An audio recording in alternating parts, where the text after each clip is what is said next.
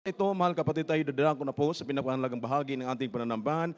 Ang pagkikinig ng salita ng Diyos, ito'y dadalhin po sa atin sa magitan ng ating beloved co-preacher, beloved brother John Irana. Amen.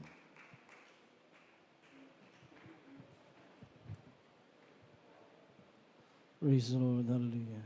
Dahil di malangin minamahal sa ating malapay noon. Hallelujah. Praise the Lord. Hallelujah. Hallelujah. Ang putikilang Diyos sa pagpala naming Ama, Mabanal. Diyos naming makaprang sa lahat, mahal na Panginoon. Muli kami nagpapasalamat, O Diyos, sa napakagandang pagkakataon na patuloy po kaming malaya ng kapaglilingkod sa iyo. Amang banal sa pagkakataong ito, sa unang pagluhod panalangin ng aming mga magulang sa iyo, patawarin mo kami, O Diyos, sa lahat ng aming mga pagkakamali. Nasumpungan mo ang bawat sa amin, kahabagan mo kami, O Diyos, na sa aming pag-aaral, pakikinig ng banal salita, buksan mo ang aming mga puso at pang-isipan, pang-unawa. Maunawa namin ang aming mapag-aral, mapagkinggan sa gabing ito, O Diyos, magandang lingkod, mahal na Panginoon, langisan mo, patawarin mo. Siga ng akin lang umagaw, O Diyos, tulungan mo kung mapinag ka magbigay ng karunungan, kaalaman, may pahayag pangaral yung bansalita, may pag-ibig kapangyarihan nagbumula sa iyo, O Diyos. Pagpalain mo kami at aming sasaway, lahat ng mga balakid sa gablahad lang sa pag-aaral, na yung banal na salita, sa pangalan ni Jesus, all hindrances, count, doubts, and unbelief, cast out. In Jesus' name, hallelujah. Praise the Lord, hallelujah. Praise the Lord. The highest praises, glory, honor, and majesty belongs to our loving Savior, Jesus Christ. And we give double honor to our parents in the Lord. We remember and cherish their blessed preachings and teachings of our dearly beloved Pastor Evangelist Wilstad Almeida, and lifetime pastor of Mama dear, Lina C. Almeida. Praise the Lord. And greetings to Almeida family. And sa beloved preachers, workers, sa lahat ng ating mga kapatiran, at maging sa lahat ng ating mga taga-subaybay ng ating webcast, minamahal, dito sa dako ng Cebu, minamahal, purihin natin malpinoon. Kung may mga baguhan man, welcome sa gawain ng ating dakilang Diyos. Pulakpakan natin ang ating malpinoon. Praise the Lord! Purihin ang ating malpinoon, minamahal. At minamahal, salamat sa Diyos. At patuloy tayo, minamahal, malayang naglilingkod sa mahal na Panginoon. Malaya nating nagagawa ang kalooban ng ating dakilang Diyos na buhay. Amen? Minamahal at patuloy kumikilos ang mahal na Panginoon sa kanyang mga banal na gawain. Amen? So minamahal sa mga napakadaming krusada, minamahal na naganap sa taong ito, minamahal sa nagdaang mga buwan, minamahal grabing mga himala ng ating dakilang Diyos. Hindi matatawaran ng mga himala, minamahal, pagpapalang espiritual, minamahal, mga baguhan na pinagagaling ng Diyos sa kanilang mga karamdaman, pinalalakad ng mahal na Panginoon, minamahal, instant, minamahal na mga kagalingan. Lahat yan, minamahal, ay minamahal, blessing spiritual. Amen? Dahil minamahal, dahil dyan, minamahal, dahil may mga taong ginamit ang Diyos. Minamahal, may mga taong nagsakripisyo. Amen? Kaya naman ang ating mga panalangin, minamahal, ay patuloy na tinutugon ng ating mahal na Panginoon. Amen? Kaya minamahal, purihin ang ating dakilang Diyos, minamahal, masarap minamahal maglingkod sa mahal na Panginoon, masarap ibahagi ang kabutihan ng Diyos, masarap na laging may krusada, marirevive ka, marirefresh ka, minamahal, makikita mo, although minamahal ang himala, parang normal na sa atin, ngunit maamis ka sa kapangyarihan ng mahal na Panginoon. Amen? Dahil di mo maisip, minamahal, isipin mo yung mga tao na nasa ospital, minamahal. Wala sa history, minamahal, ng medisina na may sakit na cancer, may lumpo, minamahal, na pag uminom ng gamot, instant, minamahal, pinagagaling. Instant, minamahal, yung lumpo, uminom ng gamot, pinalakad. Walang historyng ganon, minamahal. Amen? Ngunit dito sa ministeryong ito, minamahal, sumunod ka lang sa kalooban ng Diyos. Gawin mo ang nais ng mahal na Panginoon. May kasamang pag-aayon at pananalangin, pagsasakripisyo.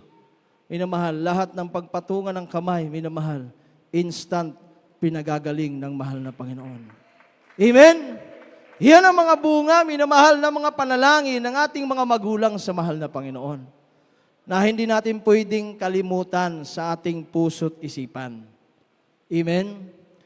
Kaya minamahal, napaka-importante. Sabi nga, minamahal, yung ating topic, minamahal, is it important for us to remember those who labored for our soul? Importante ba, minamahal, na ating alalahanin yung mga nagsakripisyo para sa ating mga kaluluwa? Importante, minamahal kayo, minamahal. Ano sa tingin nyo? Importante o hindi? Amen? Kasi pag importante, minamahal yung nagsakripisyo, kung alalahanin mo, minamahal, na napaka-importante, minamahal ng nagsakripisyo sa buhay mo, magpapatuloy ka, magpadayon ka sa paglilingkod sa mahal na Panginoon. Amen? Kahit may kahirapan ng buhay, kahit walang-wala ka na, minamahal, maglilingkod ka pa rin sa mahal na Panginoon. Dahil nakita mo, minamahal, yung nagsakripisyo sa ating kaluluwa, minamahal, kahit kaano kahirap ang kanilang dinanas, masunod lang ang kalooban ng Diyos, minamahal, naglingkod sila sa mahal na Panginoon. Hanggang sa sila, minamahal, ay kunin ng ating dakilang Diyos sa buhay. Amen? Amen! Palakpakan natin ang ating mahal na Panginoon. Praise the Lord! Yung palakpak para sa Diyos, minamahal. Amen? Yung palakpak na hindi naantok, yung buhay na buhay. Amen! Yung pagpupuri sa mahal na Panginoon. Hindi nyo ba alam, minamahal, ipinagmamalaki tayo ng Diyos, minamahal kay Satanas, tapos yung palakpak mo, minamahal, hindi pang langit. Amen? Amen? Totoo yan, minamahal, basahin mo yung aklat ni Job. Pinagmamalaki ka ng Diyos, minamahal, na ikaw ay napabilang sa ministeryong ito. Amen? Na ang pinaglilingkuran mong Diyos ay makapangyarihang Diyos. Totoong Diyos, buhay na Diyos, dumirinig sa panalangin. Amen? Kaya marapat lang yung malakas sa pagpupuri. Buhay na pagpupuri para sa mahal na Panginoon. Amen? Dahil pag gano'n ang puri mo, minamahal, mahina, baka mapahiya ang Diyos. Amen? Mapahiya ang mahal Panginoon, sabihin, oh, tingnan mo mahal na Panginoon yung anak mo, hindi nga, ang hina-hina nga makapagpalakpak. Narinig mo ba yung palakpak niya? Amen? Minamahal, palakpak pang mayaman, yung dito lang tumutunog, gano'n. Amen? Yung palakpak na may pagpupuri. Amen? Diba? Minamahal. Kaya minamahal atin, tanungin natin sarili, mahalaga ba, importante ba? Minamahal na, alalahanin mo yung nagsakripisyo sa kaluluwa mo, minamahal. Respetuhin mo sila, igalang mo sila, minamahal. Dapat ba? Importante ba? May halaga ba yun sa buhay mo, minamahal? Amen? Sabi dito, minamahal, yes, it is considered highly important. Highly important in a spiritual and biblical context to remember those who have labored for your soul. Kinahanglan, kailangan talaga, minamahal. Hindi pwedeng limutin, hindi pwedeng kalimutan. Dahil kung walang nagsakripisyo, minamahal, sa atin, wala rin naman tayo ngayon. Amen? Mayroon bang isa sa atin naghanap ng Diyos nung ating mga kapanahunan? Wala, di ba? Although may Diyos tayong nakilala, minamahal, ang tanong, pinaglilingkuran ba natin ng totoo yung Diyos na nakilala natin? Nasumpungan ba natin ang totoong Diyos, yung tumutugon sa panalangin? Mayroon ba nagturo sa atin, minamahal, ng 100% na pananampalataya, pananalig sa salita ng Diyos, na ang salita ng mahal na Panginoon ay makapangyarihan? Wala na may ibang nagturo sa atin, minamahal, kundi yung ginamit ng buhay na Diyos.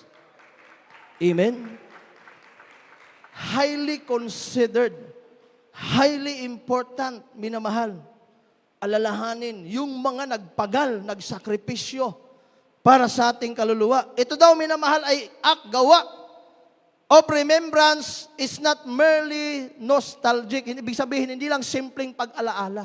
Yung parang wala lang, minamahal. Naalala mo, parang hindi gaano importante. Dapat pahalagahan mo. Amen? Bigyan mong halaga. Bigyan mong importansya. Minamahal. Dahil minamahal, sila ay minamahal yung aktibo, minamahal ang kanilang paggawa ay mayroong purpose, may dahilan. Minamahal, maging sa ating kapanahunan at sa kanilang kapanahunan, minamahal.